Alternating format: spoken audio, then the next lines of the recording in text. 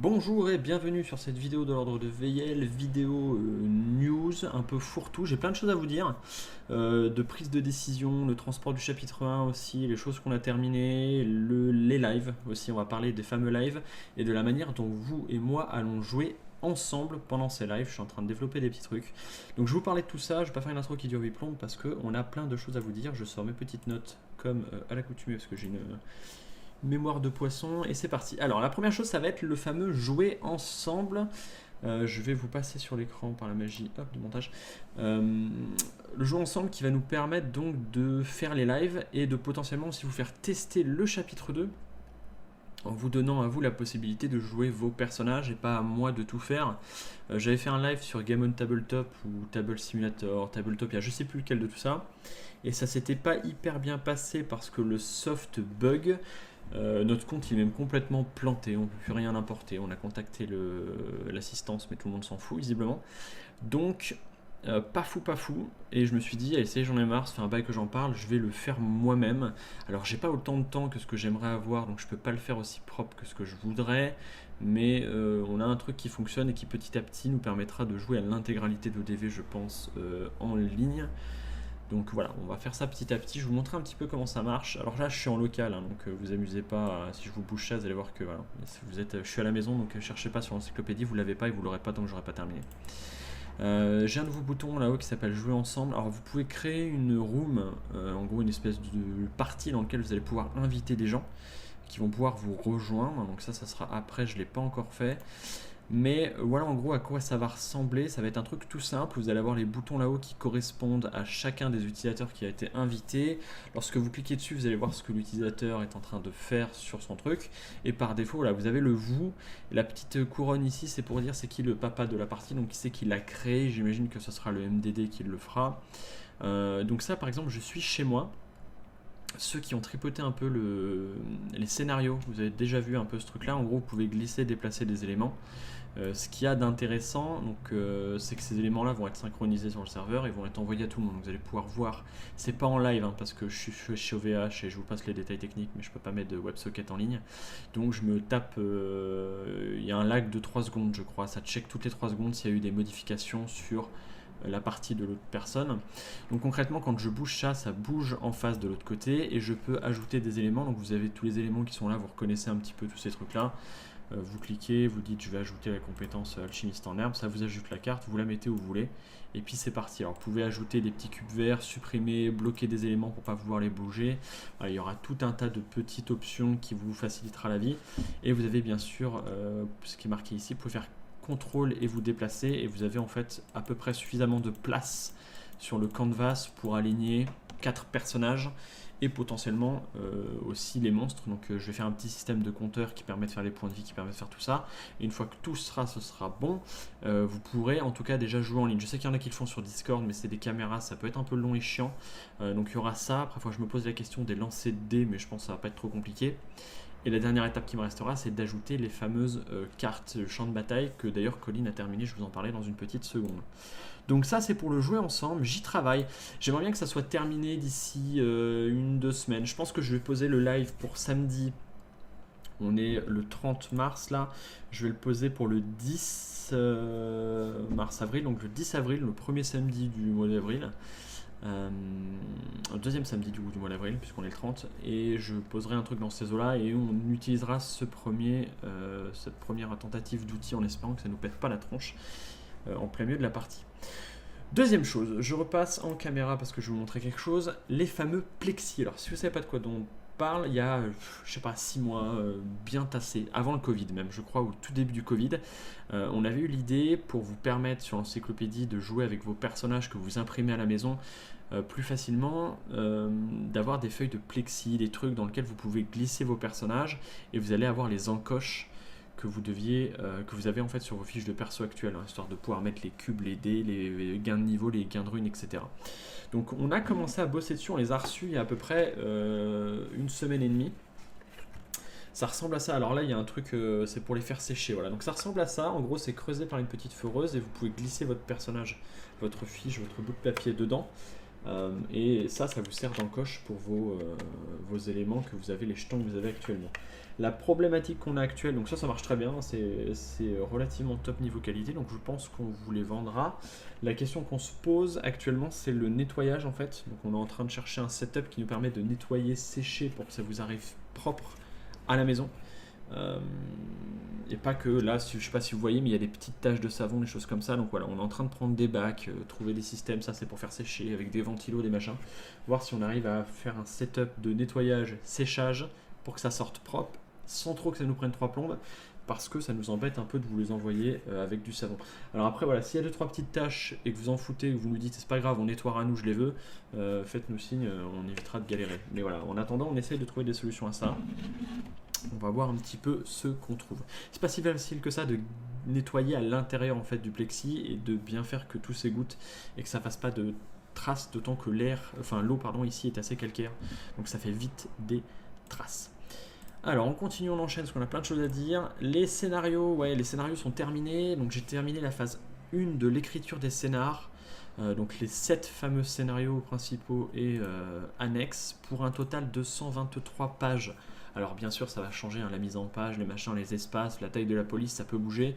Donc Frangin est passé à l'heure actuelle sur la correction de ces fameuses 123 pages. Donc il y a pas mal de taf, même si le niveau de français n'a pas besoin d'être hyper haut, on n'a pas besoin de s'amuser avec les répétitions et choses comme ça, être autant une grammaire nazie que ce qu'on pourrait l'être sur un roman, parce que on saute d'embranchement en embranchement, on fait des combats, il y a des coupures, c'est au présent, vu qu'on lit une histoire, un livre dont vous êtes le héros, donc voilà, c'est pas aussi grammaticalement compliqué que ce que peut l'être le roman Divine Corruption qu'on avait écrit. Donc il y a un peu moins de taf, mais il y a quand même 120 pages. Donc il y a quand même du taf. Mon frangin va passer, Colline va passer, un autre pote va passer. Après, il va y avoir une correction d'un prof de français, puis une correction professionnelle. Et là, on devrait être à un truc qui aura terminé. Tout ça, ça peut aller assez vite. Si chacun prend 1-2 semaines, on aura terminé assez rapidement. Battle Map Colline a donc terminé les champs de bataille. Alors hop, je me décale un peu parce que j'ai le micro juste devant. Je vais vous remettre l'écran ici et je vais vous montrer ça vite fait. Un petit exemple de map, juste pour que vous compreniez un petit peu ce qui s'est passé, les prises de décision qu'on a eues. Il y avait globalement 2 choses qui méritaient réflexion. C'était les icônes pour mettre sur les maps les changements de niveau, les blocages visuels, toutes ces choses-là. Et la deuxième qu'on se posait, c'était carré ou hexagone.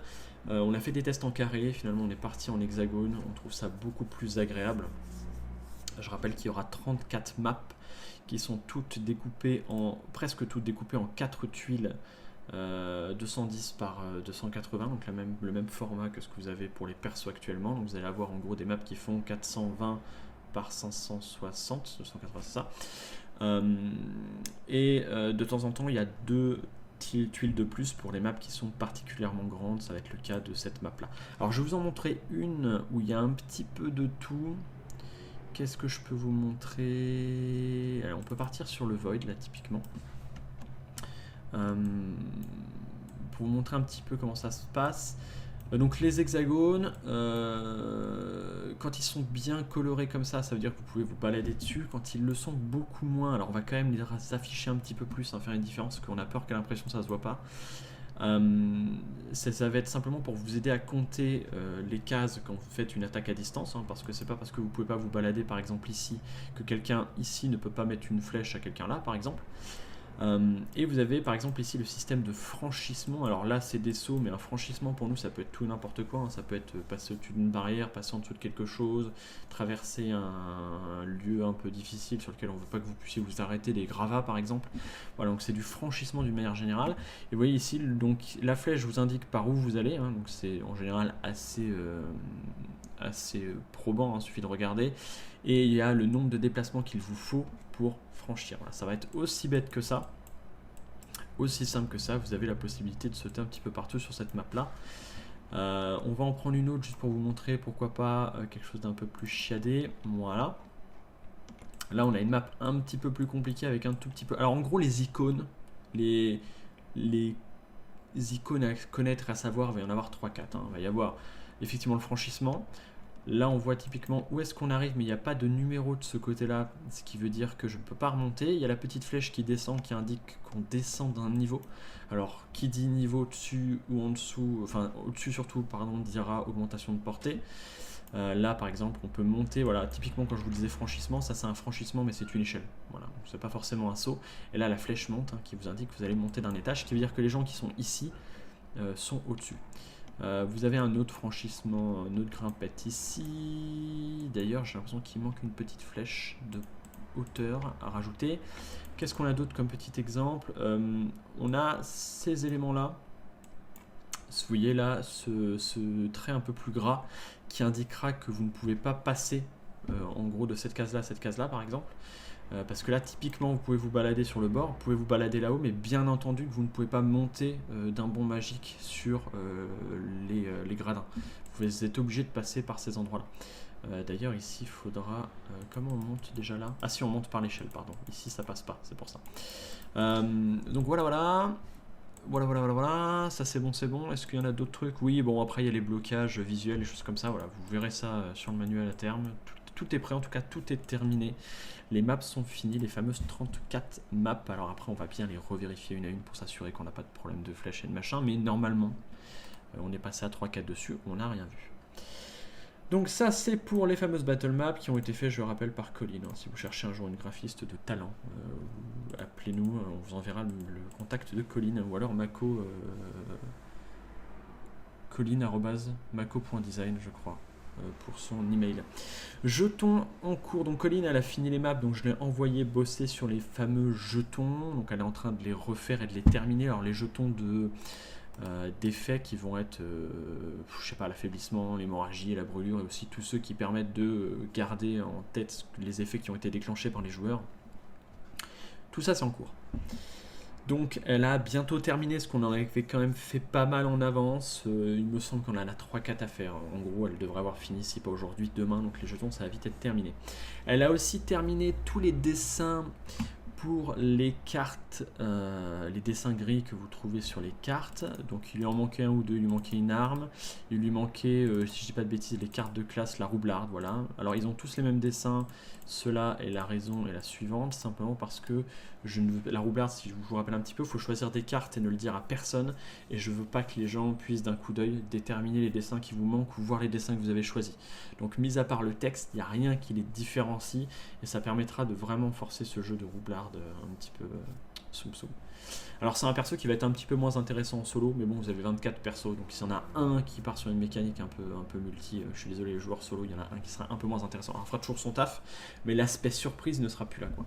Ou alors le gros aspect surprise, non, vous êtes obligé de savoir ce que vous choisissez avec les déclencheurs. Donc non, c'est pas possible. Donc je suis désolé les joueurs solo, il y a un perso sur les 24 qui sera un peu moins pour vous. Donc les jetons c'est en cours, les cartes c'est terminé. Les cartes ça m'amène à vous parler de quoi? Ça m'amène à vous parler des fameuses cartes corrompues, la fameuse comment on avait appelé ça? Je crois qu'on avait dit une nouvelle rareté d'objets. On avait dit qu'il allait y avoir une nouvelle rareté de type d'objet. Ça a changé, on a décidé de ne pas le faire comme ça. J'ai décidé de ne pas le faire d'ailleurs, c'est carrément moi qui ai mis mon veto, pour la simple et bonne raison que je n'arrivais pas à justifier autant de matos pété dans les scénarios du chapitre 2. Je voulais en gros que dans tous les scénarios, vous pouvez obtenir au travers des scénarios tous les équipements en or d'armes et les équipements uniques d'armure et d'objets. Voilà, donc en gros, tous les trucs un peu pétés, vous allez les récupérer comme ça. Donc j'avais du mal à justifier en plus de vous rajouter la fameuse corruption, les armes corrompues avec une nouvelle difficulté, ça me rajoutait 10 armes ou 10 matos en plus, vous alliez trouver des équipements et des reliques de ouf tous les 10 mètres, ça allait pas être possible. Donc ça a changé, ça a dégagé. Ça a dégagé pas du tout, ça c'est plutôt morph, ça a changé de fonctionnalité, et voilà comment ça va marcher. Vous allez avoir chez l'alchimiste un nouvel objet qui va être en 6 exemplaires pour 6 joueurs maximum. Est-ce que je suis Google? Voilà, alchimiste. Le fameux catalyseur de corruption, je vous l'ouvre en attendant, je vais chercher le reste. Essence de corruption, et les voilà. Vous allez avoir donc les fameux catalyseurs de corruption qui sont un objet consommable, je vous remets mon écran, un objet consommable qui permet de donc récupérer ce qu'on a appelé nous une essence de corruption. Alors peut-être que ça va changer. L'idée c'est quoi? Ça va être que l'ordre de Veyel a réussi à extraire l'énergie des armes corrompues que vous avez trouvées dans la crypte et qui se trouvent un petit peu partout en Ednel, et vous permet à vous donc d'utiliser leur capacité, leur pouvoir. Donc en gros ce qui va se passer, c'est que vous allez pouvoir prendre un catalyseur de corruption, l'acheter chez l'alchimiste et vous en équiper. Quand vous vous en équipez, à chaque fois qu'il l'équipe ou qu'il retire, vous subissez corruption 1. Je vais vous expliquer ce que c'est la corruption juste après. Ça ne peut être perdu, ne peut pas être défaussé s'il n'est pas équipé. Ne doit pas être défaussé pardon, s'il n'est pas équipé. C'est-à-dire que vous pouvez le déséquiper, le laisser à côté. Il ne va pas disparaître par la magie du Saint-Esprit comme le font les autres objets consommables. Donc le catalyseur de corruption, c'est un truc que vous achetez, que vous ne perdez pas, que vous pouvez avoir à côté. Par contre, l'équiper et le déséquiper, ça vous fait péter corruption 1 à chaque fois. Sachant que ça permet d'acquérir une fameuse essence de corruption. Et ça, qu'est-ce que c'est? C'est en gros ce truc là, donc vous voyez que c'est une carte avec un nouveau design puisqu'elle est un petit peu pétée, un peu corrompue, que vous l'avez débloquée sur le Kickstarter, et ici vous allez retrouver sur quelque chose qui est beaucoup plus classique, que vous connaissez déjà, mais l'idée c'est de dire que vous allez récupérer une arme entre guillemets corrompue. Donc en gros c'est quoi? C'est comme une capacité supplémentaire que vous allez pouvoir utiliser, sauf que son coût n'est pas en endurance, son coût est en corruption. Donc c'est à dire que vous allez volontairement vous faire monter la corruption sur vous, alors c'est pas un coût en subtraction mais plutôt un coût addition, c'est-à-dire que chaque fois que vous l'utilisez, vous allez monter la corruption sur vous et être de plus en plus corrompu. Les effets, il y en a donc 10 différents. En gros, c'est une capacité supplémentaire, donc une personnalisation supplémentaire. Il n'y a aucune limite de rien. N'importe qui peut prendre n'importe quelle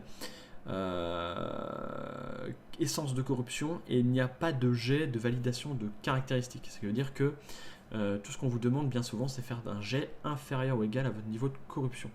Sauf que votre corruption va monter de plus en plus, forcément chaque fois que vous l'utilisez, et votre chance de vous louper aussi va augmenter.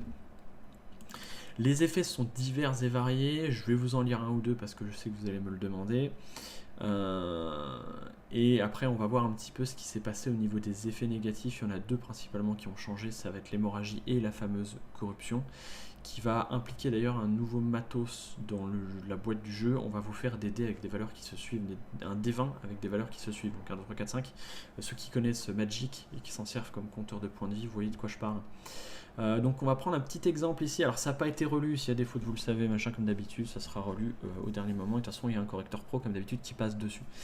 Ombre d'Ilitil, donc par exemple, coût en corruption 3, donc c'est-à-dire que vous prenez 3 corruptions à la tronche, au prix d'un geste supérieur égal à votre niveau de corruption, je vais pas le lire à chaque fois, ça risque d'être là tout le temps, le porteur devient invisible jusqu'à son prochain tour, il ne peut plus être ciblé par ses ennemis, il ne peut se déplacer à côté d'un ennemi sans être... Et il peut se déplacer à côté d'un ennemi sans être arrêté, donc ça sera pour le chapitre 2. En gros, vous dites-moi pendant ce tour-là, je suis pas touchable. Ça peut avoir des tas d'intérêts. Je pense plus chapitre 2 que chapitre 1, l'utilité. Et encore que chapitre 1, vous allez perdre une partie, mais le mob est empoisonné. Vous pouvez attendre des glandouillés. Il y a un moment, ça va pas passer, parce que la corruption va vous tiquer le derche, mais voilà, potentiellement, vous pouvez faire gratter un peu de poison, gratter les quelques tours qui pourraient vous manquer pour gagner la partie. Ça pourrait avoir cette utilité-là dans le chapitre 1, mais chapitre 2, par contre, c'est très pratique. Alors c'est une capacité donc dans le même genre, donc ça vous prend votre tour, hein, on est bien d'accord, sauf si bien sûr c'est dit différemment. Un autre truc qui va être très drôle je pense, mutation contrôlée, hors combat, l'arme du porteur devient la copie de l'arme d'un allié, les prérequis sont inchangés. Donc par exemple, hors combat, alors bien sûr il n'y a pas marqué que ça dure jusqu'à un certain temps, donc c'est jusqu'au bout. Par exemple, je suis... oh putain c'est... Si, parce que ça copie l'arme d'un allié, il faut que je note, il faut que ça copie les dégâts, les effets et les prérequis. J'allais dire, sinon l'assassin peut copier la hache de bourrin et faire des attaques sournoises avec des dagues qui font des dégâts de hache. Donc l'assassin, ça ne marche pas, c'est bon, parce qu'il faut les prérequis armes d'assassin. Mais par exemple, effectivement, vous pouvez avoir une arme qui est pas top et copier l'arme d'un pote qui vient de récupérer et vous en servir comme votre arme à vous. Alors par contre, les prérequis sont inchangés. Par contre, tout le reste change. Donc le jet de validation, s'il y en a un, la caractéristique utilisée, s'il y en a une, ça change. Tout ça, ça change. Donc si vous êtes guérissologue et que vous copiez la grande hache d'Aharis, vous avez par contre 3 ou 4 de force. Votre bonus, c'est pas ouf. Mais mettez-vous que ça va faire des blagues et ça peut permettre à des tas de gens de faire des tas de trucs intéressants. Donc l'arme devient une copie. Alors je rajouterai probablement du texte pour répondre un petit peu aux questions du genre deux mains, pas une main, machin, etc. Perforation brutale, un autre exemple, au moment où le porteur inflige des dégâts à un ennemi avec une arme à distance, il peut utiliser perforation brutale, donc là il n'y a pas de jet puisque c'est au moment où je touche quelqu'un. Il inflige les dégâts de son arme à un ennemi situé derrière sa cible. Alors, je rajouterai un petit peu de texte pour dire où suivant sur le champ de bataille, tout ça pour le chapitre 1, mais voilà, en gros, derrière Assassin, donc vous comprenez l'idée, c'est je perfore et je vais toucher le mec derrière. Guérison impure qui permet de se soigner soi-même, et je vous en fais un petit dernier qui est rigolo. Nécromancie, enchaînement spectral, enchevêtrement, qu'est-ce que j'aime bien. Ah bah tiens, rappel surnaturel, c'est pas mal. Sans perdre son tour, l'âme du porteur devient une arme à distance jusqu'à la fin du tour. Métavique, le coup en corruption va peut-être descendre un peu. Ça sera peut-être 2. Alors on va aller tester les coups en corruption, voir à quel point c'est trop, c'est pas assez, c'est machin. Ça, tout ça, ça va être en test probablement cette semaine ou semaine prochaine. Et après, on aura des valeurs un peu plus équivalentes. Mais voilà, du coup, 10 capacités supplémentaires que vous allez pouvoir choisir vous, lorsque vous le souhaitez, en vous équipant d'une essence de corruption. Bien sûr, la contrepartie, c'est que vous allez avoir un objet équipé sur votre emplacement d'objet consommable, donc vous avez un emplacement d'objet consommable en moins. Ceux qui aiment la guerre Sylvom, sachant qu'elle en aura 4 niveau 5, devraient s'amuser. Ok, qu'est-ce que j'ai d'autre à vous dire? On continue un petit peu cette affaire. Les jetons, c'est bon. La corruption, j'ai dit que vous allez vous en parler, puis je vais terminer sur cette fameuse corruption, les effets négatifs. La corruption, comment ça va se passer? Je vais ouvrir le manuel en attendant pendant que je vous parle. On va d'abord parler de l'hémorragie, parce que celui-là, je l'ai en tête. L'hémorragie a changé, je voulais que ça augmente quand un joueur utilise une capacité. Le problème, c'est que ça pose la question de qu'est-ce qui se passe lorsqu'un joueur inflige hémorragie à des monstres. Donc soit je retirais l'hémorragie au joueur, soit je trouvais autre chose. Ce qui a été tranché, on en a pas mal parlé avec Frangin, c'est de faire que l'hémorragie va augmenter à chaque fois que vous faites un jet de def et que vous le ratez. Du coup ça marche aussi pour les monstres, puisqu'ils font aussi des jets de def. Donc dès que vous loupez un jet de def, votre hémorragie augmente et après ça se comporte comme le poison. Ça vous fait des dégâts jusqu'à temps que vous mourrez, et puis etc. etc.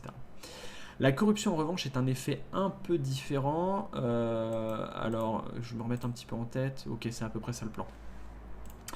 Vous allez avoir donc la corruption qui monte sur vous. À chaque fois que vous allez lancer un dé, je crois en attaquant, on a dit uniquement, ou en effectuant une capacité en gros à votre tour à vous, si vous faites un jet, non pas avec votre bonus, mais le dé pur qui est inférieur à votre corruption, la corruption se déclenche. Vous subissez 2 points de dégâts ignorant la réduction de dégâts. Les 2 joueurs adjacents si c'est chapitre 1 ou les joueurs à moins de 4 cases si c'est chapitre 2 subissent tous les dégâts, donc 2 points de dégâts à tout le monde, et tous vos potes subissent corruption 1 ou 2 je crois. Donc en gros, vous pétez, vous libérez de votre corruption, vous prenez des dégâts, vous infligez des dégâts à vos potes adjacents ou ceux qui sont pas loin, et eux-mêmes subissent corruption. Ce qui veut dire que eux-mêmes vont pouvoir le déclencher s'ils font un jet pourri, qui va re-exploser, puis re-exploser. C'est-à-dire que plus vous jouez avec la corruption, plus vous avez une bombe à retardement sur la tronche. Par contre, quand vous avez plus d'endu, ce qui va arriver malheureusement, sur un boss, au lieu de taper comme des gogoles à main nue avec vos armes ou ce que vous voulez, vous allez pouvoir utiliser ces capacités-là et prendre le risque, le pari de tuer le boss avec ces trucs-là. Donc ça vous donne une nouvelle ressource supplémentaire avec laquelle vous pouvez jouer, qui peut vous backfire, donc se retourner contre vous, mais je pense que ça va être très très très très drôle à jouer. Donc voilà la corruption commence à se déclencher, et voilà pourquoi vous allez avoir un dé à 20 faces, puisque ça va monter finalement assez rapidement avec les fameuses capacités. Et vous allez avoir besoin d'être capable de les monter, redescendre rapidement. Si on vous fait des jetons et que vous montez à 15 ou 16, vous allez avoir 45 jetons. Donc ça va être un dé probablement violet avec des valeurs de 3, 4, 5, 6 qui se suivent pour que ça soit beaucoup plus facile à jouer. Pareil pour la corruption. La corruption, ce sera un D6. Vous utiliserez un D6, on vous fera un D6 de couleur spécifique. Sachant qu'on va probablement, si vous faire des dés de dés qui se suivent à 20 faces pour les monstres intermédiaires, tout ça, pour que vous puissiez garder les valeurs. Vous pouviez le faire avec les D6 sur les monstres intermédiaires, sur les monstres de base. Maintenant, vous allez pouvoir le faire avec les D20 sur les monstres intermédiaires. Donc on vous en mettra pareil 4, 5, 6 dans la boîte, histoire que vous ayez de quoi faire. Donc voilà à peu près toutes les décisions qui ont été prises. La dernière chose que je vous ai pas dit, je vous le dis maintenant, c'est le fameux transport. On a vraiment la poisse, hein, parce que on est parti. Alors on est parti de Chine, ça y est, on est en route, en train de faire le tour du monde. Par contre, y a eu le Evergreen. Alors je sais pas si ça va nous stopper, hein, le fameux paquebot qui a bloqué le canal de Suez. Grande chance que nous on passe par là. On arrive peut-être un peu à la bourre, ou avant ou après, je sais pas. Nous a-t-on annoncé le 11 mai arrivé en France. C'était prévu avant, c'est déjà en train de nous dire le 11 mai, après il y a les douanes, donc ça se trouve ce sera pas première quinzaine de mai. C'est sûr d'ailleurs, ce sera pas première quinzaine de mai, parce que si on les reçoit, si ça arrive en France le 11 mai, on les a aux alentours du 15-16 à la maison. Ce qui veut dire que ça arrivera deuxième quinzaine de mai. En tout cas maintenant le bateau est en route, donc ça arrive. C'est vraiment maintenant une question de temps, c'est plus voilà on a payé machin, maintenant c'est dans le container, c'est en route. Donc c'est vraiment une question de patience, on est vraiment pas loin et on espère que ceux qui l'attendent seront patients encore un petit mois et demi, puisque nous sommes le 30 mars, donc ça fait en gros un mois et demi. Sachant que nous, on va s'arracher les fesses pour que la seconde où ça arrive dans notre stock, ça reparte tout de suite dans vos chaumières, donc ça partira le jour de réception ou le lendemain, quoi, en gros. Hein. Ce qui veut dire que 48 heures après que ce soit arrivé chez nous, ça arrive chez vous. Si la poste, si par reconfinement, si voilà. En tout cas, nous, on va s'arracher les fesses. Donc voilà, dites-moi un petit peu ce que vous pensez de tout ça. N'hésitez pas à me faire des commentaires, me dire un petit peu ce que vous avez pensé de toutes ces nouvelles idées, de l'avancée du projet. Hein. Sachant que on a bientôt terminé en fait. Hein. Maintenant, ça va vraiment être une question d'équilibrage et de test. J'espère pouvoir tester avec vous en live le chapitre 2. Ceux qui n'auront pas peur de se spoiler, on fera des soirées chapitre 2 ensemble. Donc vous découvrirez sans avoir la boîte au travers de l'interface qu'il y aura sur l'encyclopédie. Donc j'espère que tout ça, ça va vous botter. Et puis en attendant, je vous fais des gros poutous. Je vous dis merci de m'avoir écouté pendant 25 minutes. Des bisous, des mamours, tout ça. Tchou tchou.